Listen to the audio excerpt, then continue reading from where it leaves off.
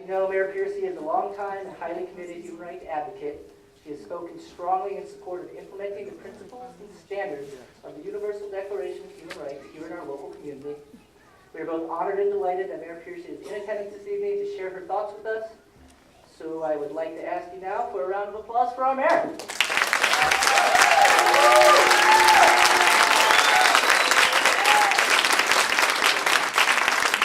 Well, I don't know. Here I am after Sabajah. I could get better than that. There are other musicians this evening, and Linda and all the great things that we've had thus far. So I'm honored to be part of this tonight. I'll just start out by saying Happy Friday, everybody. Yes. Glad to be here for this wonderful annual community event. As Linda said, on behalf of the city of Eugene, allow me to welcome all of you. This evening, as you've heard, we celebrate the 62nd anniversary of the Universal Declaration of Human Rights. It sets forth the necessary conditions for all people everywhere to live in freedom and with dignity. Too often, in this country, human rights violations have been viewed as matters only occurring somewhere else. But all people everywhere are born with and possess human rights, and all people everywhere have to work on them. We need to examine the civil, political, social, environmental, economic, and cultural rights contained in the Universal Declaration. And we must work to find ways to ensure that all of these human rights are respected, protected, and fulfilled right here at home. The theme of this evening's program is Eugene, a community of human rights defenders. It has a very good sound to it. Unlike this. We are fortunate to have so many people here in our community. I'm trying to find the right place.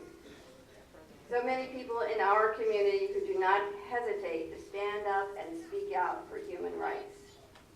Tonight, as you heard Linda start out, and I'll continue right on that path, we are here to offer our thanks to our community's human rights defenders, past and present, elected officials and managers and staff in city government, volunteers on the Eugene Human Rights Commission and the other key city advisory bodies, and advocates for human rights who work from within a wide range of community groups, and frankly, everyday people who take a stand.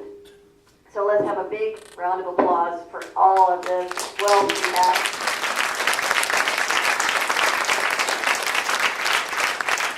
but even as we celebrate our defenders and our efforts as a community, we know we must do much more. In April of this year, the Human Rights Commission and the Community Coalition for the Advancement of Human Rights held a very successful all-day Human Rights Community Summit. Almost 200 people attended, either as audience members, workshop participants, and presenters to learn and contribute. During the morning program, people were asked to identify pressing human rights issues that needed to be addressed in our city, in our Eugene.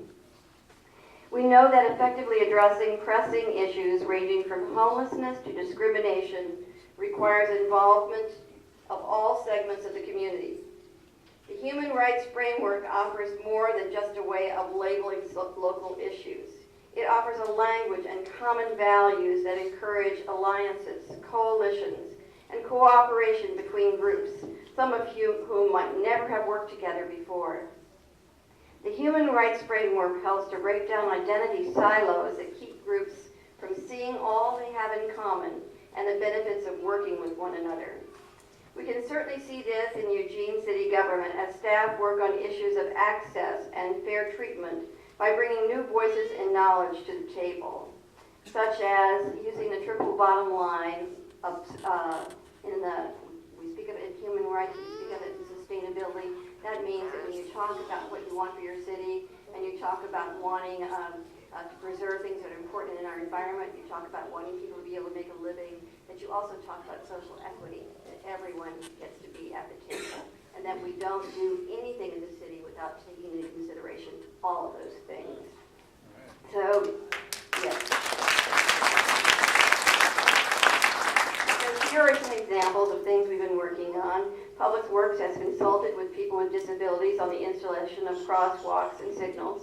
Traffic Court has worked with members of the Latino community to institute orientations and translation for monolingual Spanish speakers. Eugene Public Library has established links with social service agencies in creating a way to provide library cards for those who are homeless. The police department has invited local mental health experts to help in planning mandatory trainings for its officers on mental health crisis intervention. Yes. And I was just thinking earlier today, while I was here, one of the great things that happened, this isn't a city thing, but it's something that everyone in the city benefits from. How about that new longhouse at LC?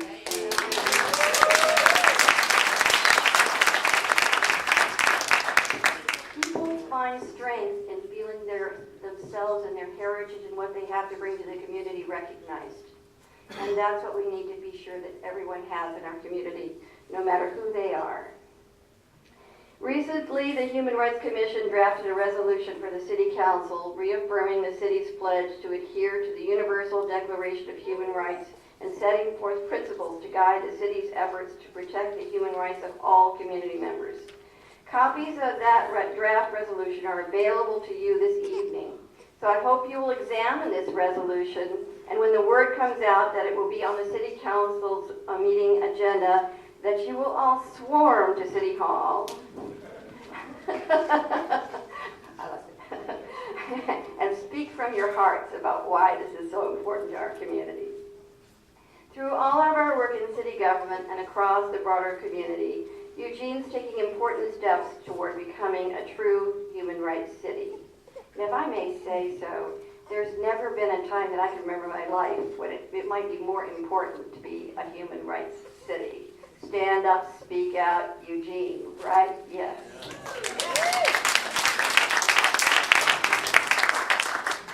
So as you look around the room and enjoy the program tonight, know we were building on years of efforts on the part of Eugene's many human rights defenders, past and present. The platform others have built for us is a precious gift.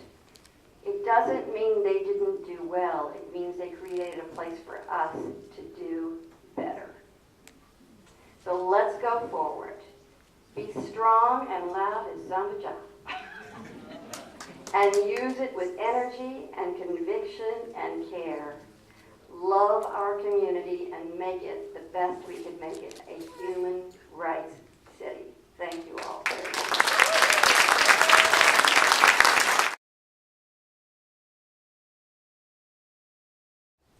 Elders, leaders, mentors, and friends, thank you. I'm cognizant standing up here about those who are not here with us tonight. They too are in our presence and we are in theirs. None of us do this work alone. We do this on the shoulders of others. We do this in community. It's important to take moments like this, to think, to reflect, to share, and to celebrate. I look around this room and I see so many people that have taught me so many things. Dear, dear friends, folks engaged in the struggle with tenacious optimism, with humor, and with no thought of grandeur, of self-fulfillment in material ways, but just knowing that this is the community we want to live in. I thank you all. I've been given, I think, 20 minutes to respond, and I'm going to need some real help with that because I'm going to do something completely different and not at all a keynote remark. And so I'm going to need some help with the time clock management. I don't know what I can offer you of value with my 19 years of working in the Human Rights Program. I think that roughly translates into 60 seconds a year. It's not enough time. So what I've decided to do is to ask myself and a few very dear friends a couple questions and just have us reflect on those questions and see where that takes us. I decided that after working for the city for so long, I don't necessarily always have to play by the rules. This is one of those nights. But I do need some help. I've asked two of my dearest friends, my colleagues, and my partners to come up and join me and to participate to the level that they feel comfortable with. I had the opportunity to work with two of the most remarkable women in my life, Francisca Johnson and Karen Hyatt, and I'd like to have them come up and join me.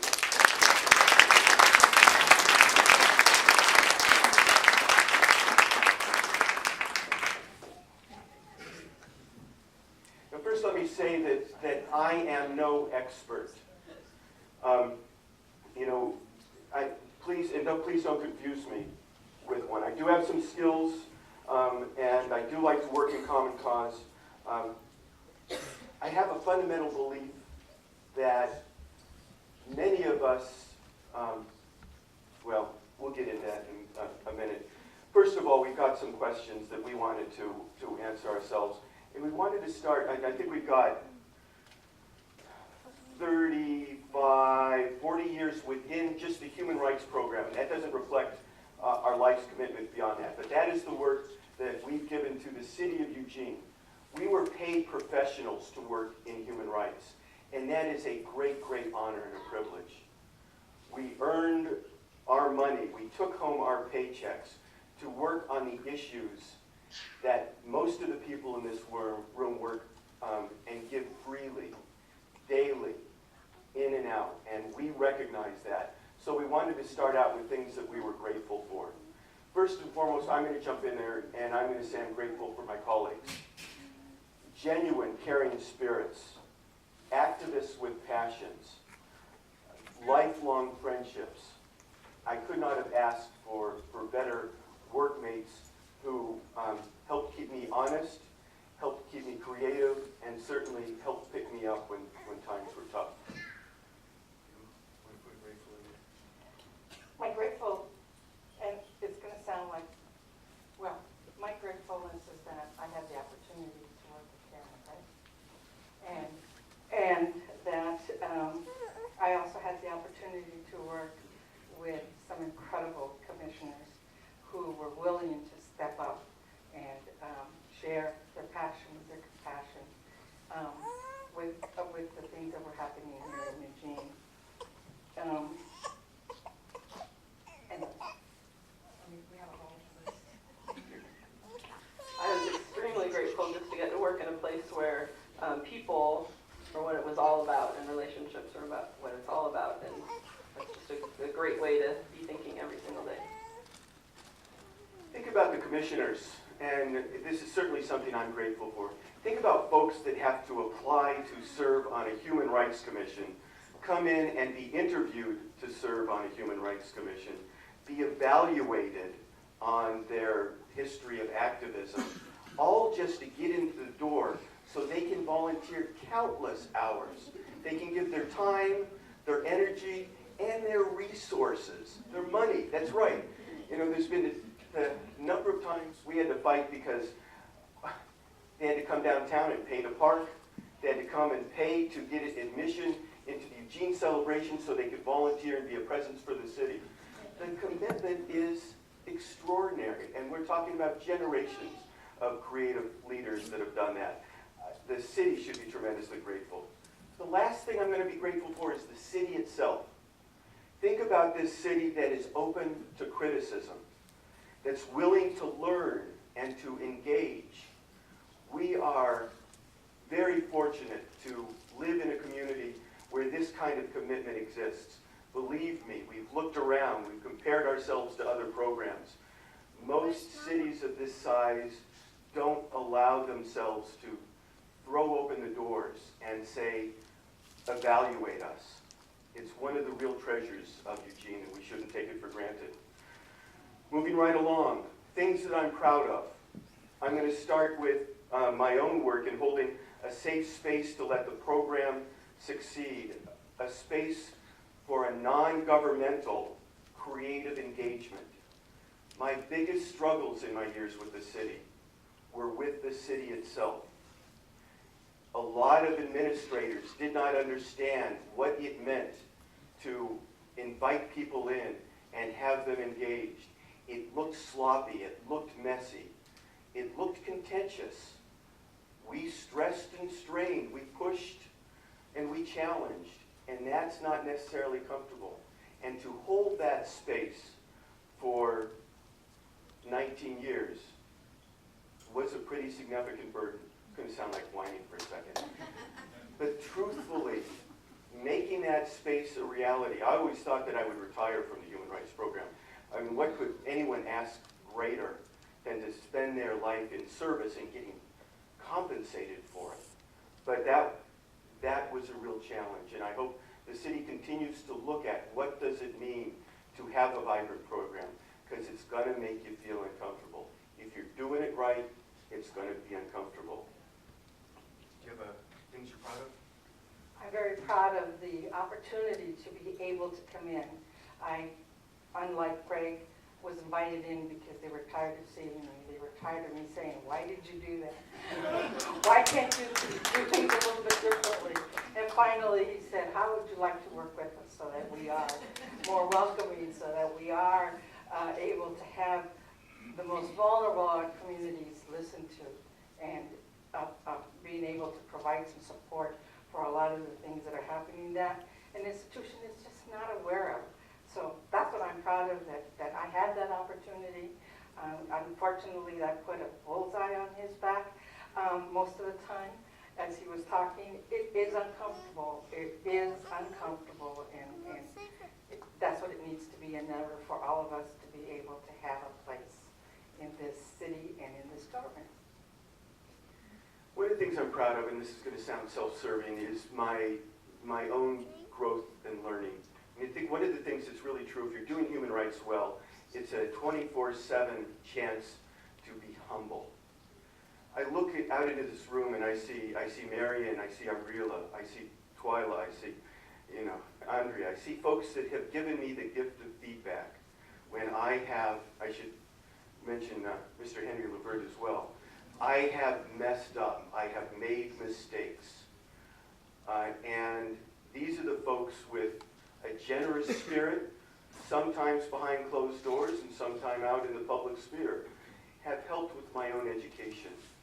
The ability to grow and learn and be willing to make mistakes is an essential part of being involved in human rights. And I take that as a point of pride, but I can only do that by recognizing those in the room who continue to be my teachers. I probably shouldn't forget Neil and Mona. I mean, I could go on and on. With those of you that have helped me in my learning. There are structural things, there are things that we worked on that I think we're proud of. The municipal code legislation and getting GLTQ protection at a time when the Oregon Citizens Alliance was at its strongest. This town protected people. In the aftermath of 9/11, this town protected people. And they did it in a masterfully loving way. We proved how much we did care when our brothers and sisters were under attack. And that is true when the synagogue was shot, and it was true when the synagogue was stoned. We found one another and we made a clear statement that that would not be tolerated. And we put our bodies in between those that hated and those communities most vulnerable. That is something that we all should be proud of. We had a hate crimes conference. We had 600 folks in town, half of them law enforcement, half of them vulnerable community members, tremendously and rightfully mistrustful law enforcement. I don't know, those of you that were there might remember when we started talking about racial profiling in the beginning of the meet, halfway through the conference, and our law enforcement allies were seriously considering getting up and walking out. And what did we do? We got together, we sat down in a room, we had a facilitated conversation, and it was really tough, but we hung in there.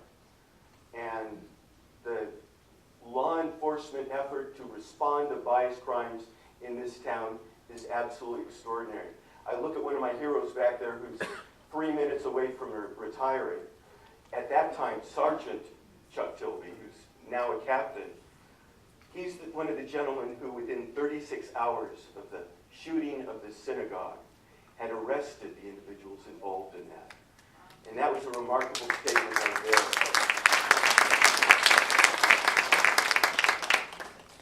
Oh, and yeah, lots of youth. You know what? Homelessness, the Centennial Car Camp, we did that. It was an experiment. It had real challenges, but it led to the St. Denis de Paul's program, which continues to be successful. We are not done, and we still have significant problems to go on poverty and homelessness, and none of us should be satisfied. But at least we are attempting, we're experimenting, we're collaborating, and we're doing it together. I don't know if you have anything you're proud of. I have many, but just a few that came to mind when thinking about this was one, I appreciate the mayor already mentioned this, but I have to admit I'm still intensely proud every time I walk by an accessible pedestrian signal, and the work that we did with the accessibility committee on that and many other things. I'm very proud of the work that we were doing most of the time I was with the commission and the program on gender identity issues, education and legislation, and very proud of the work that we did after contentious things going on with renaming MLK Boulevard and the work that we did in a march and program to bring the community together. We're going to move on to regrets really quickly. Consistency. There was always too much work. I was not always the person I wanted to be. One of my regrets is I did not push the city more. I, in my white privilege, in my male privilege, could afford to be patient. You know, I could go home at night and turn on the TV and escape where brothers and sisters and friends could not do that. And my willingness to work inside the system for incremental change sometimes causes me pain, because I wish we had made more progress. I regret that we are not more focused. Those work plans where you put everything in it, including the kitchen sink, because you want to take care of every community made vulnerable in this culture, those were unachievable, and those were setting us up for failure. And current commissioners, current city councilors, help work with the agendas and make sure they have focus to them, because it is exhausting work when you're spread all over the map. And I regret that human rights is not incorporated into the very fabric of the city organization. But we'll be talking more about that in a bit. Regrets? We have so much to do. Impressed. I was impressed by the city's commitment. A city that's willing to invite, include, and empower and encourage critics, and willing to examine its own shortcomings. Do not take that for granted. Allies, community members, volunteers, amazing individuals filled with creative energy and that tenacious optimism, that is something to cherish and something to celebrate. Willingly volunteer, giving time, energy, and that money. You want to jump? No? Our biggest challenge, attending to my own privilege, was probably my biggest challenge. Staying balanced. For those of you that know us, you know that we put everything into the program, and we would go and go and go until we would collapse and we would fall off the edge of the planet. This work can consume you. It can drive you to distraction and to sickness. You are included. Just because you're working on other people's human rights, that doesn't mean you need to sacrifice your own human rights or the human rights of those sitting next to you. And the self-care was, I think, a huge problem for all of us. Please pay attention to that. I don't think I ever learned to say no well, never learned to say no with an open heart. So a lot of times I disappointed my allies by saying yes and not actually being able to follow through. The heart was there, but it was overwhelming. And it would have been easier and better to find ways to say no when that really is the answer.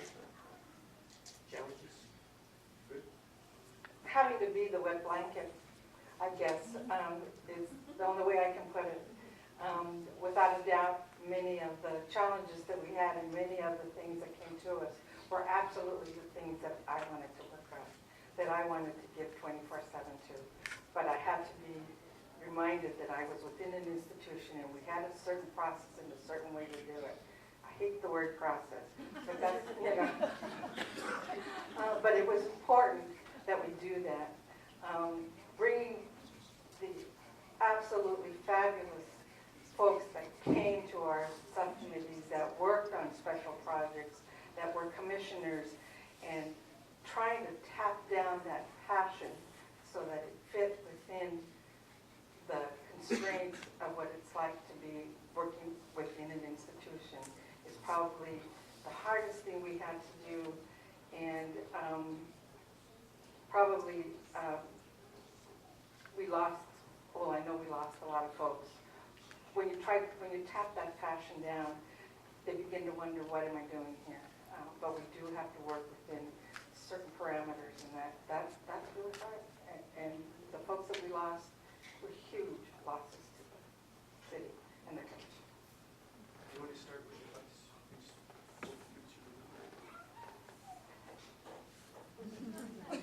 Okay. Stay generous. I know we need to wrap up here. Stay generous to yourselves and to one another. We are all flawed individuals. I know this from personal experience. We are all trying to do the best we can, and the more we can give each other breaks, the better off we are. The number of times where we challenged one another more than we ever challenged those with opposing views, that remains a huge struggle and something we need to come to terms with. City of Eugene, it is about the community. The people are the city. This isn't necessarily supposed to be easy, convenient, or comfortable. Allow that to be okay. If you're building community and it's not sloppy, messy, or uncomfortable, you're probably not doing it right.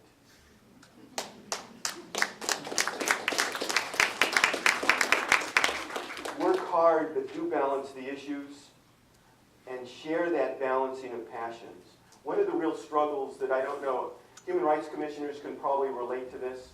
The city council would appoint these amazing individuals who built their career on breaking down barriers, smashing down doors, getting room for their communities at the table, and then expected them to immediately turn into human rights consultants, generalists, folks that could advise city council in a pretty sophisticated way.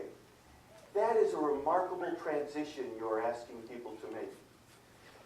The challenge, too, is many of us come because of the passion of the community that we see being harmed on a daily basis.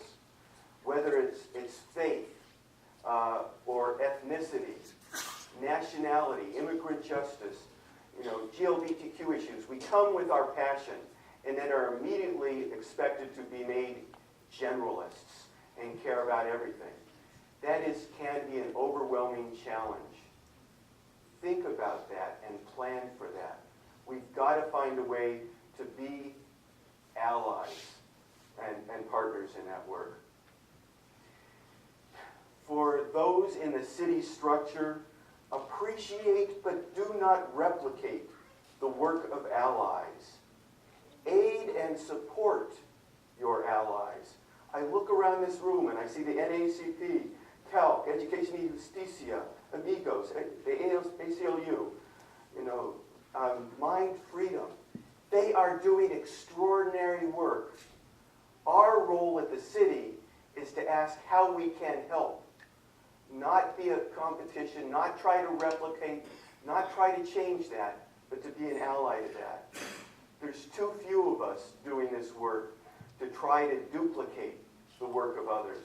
We've got to come together. I think another regret of mine is that we never had that annual summit where we came together as peers and allies to ask the question, how can we support one another?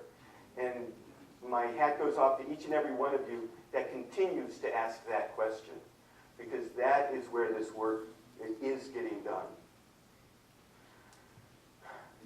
Finally, for me, and I guess I should give you, you're good, aren't you? See, one of the amazing things about Karen is in a lot of our staff meetings, she couldn't put her finger on it. She couldn't figure out what to say at that time, but she would just give us a placeholder saying, something's not right here. We'd come back to that, and 100% of the time she was absolutely right on. So we'd always give her space to think about how she wanted to communicate that. And I really appreciate you being up here, because I know this has got to be worse than crawling across cut glass. Where the two of us can go ahead and speak. Did you want to put advice in there? Yes, keep pushing. Use your big voice. Don't stop. We have a lot of work to do. Keep pushing. Okay, so this is the big wrap-up.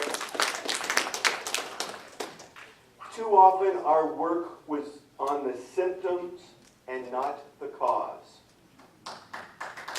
There is so much out there where we really and truly are dealing with folks in pain in the moment, and we're not dealing with those underlying issues.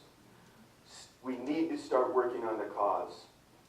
I believe the answer, and I am honored to pass the torch on to the folks working on this, Ken. Making human rights a fundamental element of the fabric of the city of Eugene will help us get to the causes, not just the symptoms. The work ahead is going to be a huge challenge, but I think when we do that, we will actually make advocates out of each and every city employee, each and every volunteer in the city, and that will have power in numbers. So thank you very much. Thanks for the indulgence. Thank you very much for great years at the City of Eugene, and to all the commissioners, volunteers, allies, partners, and friends, thank you for letting us work with you.